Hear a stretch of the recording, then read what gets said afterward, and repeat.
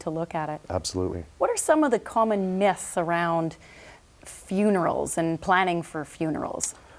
I'd say probably the biggest myth is that people think that it's going to cost a fortune when that's not necessarily the case. We have service offerings that can meet anyone's budget, from very affordable to sky's the limit. It's completely up to the individual for whatever fits their family. So are people just in denial sometimes and just don't want to talk about it?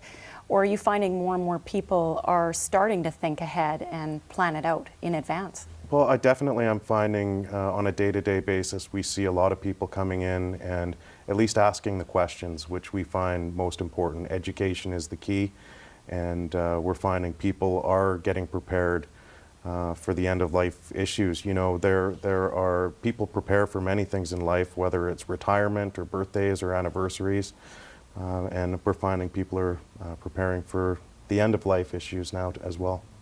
Well, I believe in Murphy's Law, and I always believe that those who are prepared, it's okay. It's when you're not prepared that's when something's going to catch you by surprise. Definitely. So what suggestions do you have for people to ensure they get what they want? I mean, yeah, I think probably the best thing for people to do is actually come in and see us, or at least pick up the phone and have a conversation with us.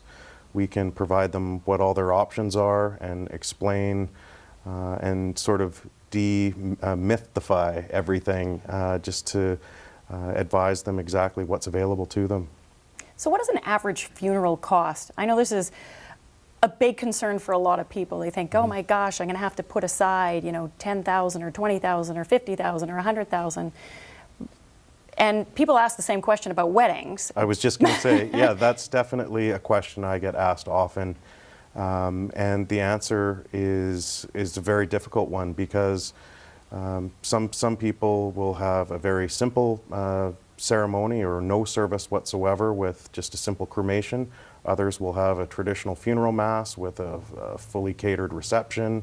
So, you know, there's services for all different people's needs and budgets. So on the low end, if someone just says, I don't want anything, you know, next to anything, they just want their body cremated in a cardboard box, Yep.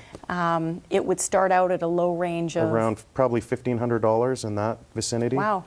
What's And the biggest, most expensive funeral you can think of? probably 20,000, 15 to 20,000. Oh, so it's not like 50 and 100,000 as some people Not like may some of the think. weddings out there.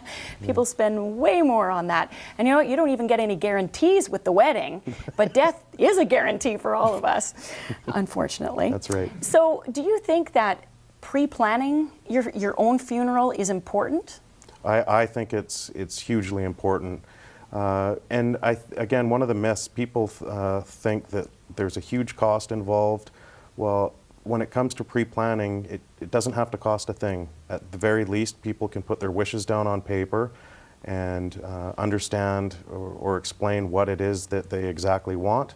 And we can have a file in place so when the time comes, we know what their wishes are, and it sort of alleviates not only the financial burden if they choose to prepay on the family, but the emotional overspending that can happen when families are trying to make these major decisions when they're going through a very difficult time.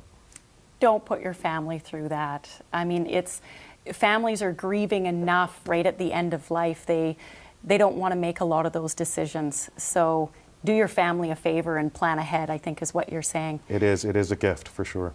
Should people prepay as well or wait? Well, that's entirely up to the family. The benefit of prepaying for the services in advance is it guarantees it at today's cost. So it locks it in at today's prices. So it doesn't matter if it's 20, 30, 40 years from now, whatever our charges are at that time. It's irrelevant because it guarantees it at today's prices. What's involved in pre-arranging your own funeral? Well, there's a few important steps that we take. Firstly, we would compile some vital statistical information. This is information that the province requires for registration of death purposes here in BC. Of course, there's always paperwork. There's always the paperwork. And then we would talk about the different service offerings, so whether there's going to be a celebration of life, a memorial service, a funeral service, or no service. We'd talk about those details, as well as different ways that we can sort of memorialize or personalize the services to make it more meaningful for the families. That might look like talking about slideshows or celebration life video tributes, or the type of sandwiches that they would like served at the tea. Those kind of details, we can get right down to that. Do you find people actually enjoy talking about that at the time? Do they disassociate from what it really means? I think so. Usually the first 5 or 10 minutes, people don't like to come in and see me at work, unfortunately. But I understand. It's one of those things. But yes, it's definitely a rewarding job. So it works out at the end. Well, Craig, thank you so much for spending the time today. I know I learned a lot more that I didn't know.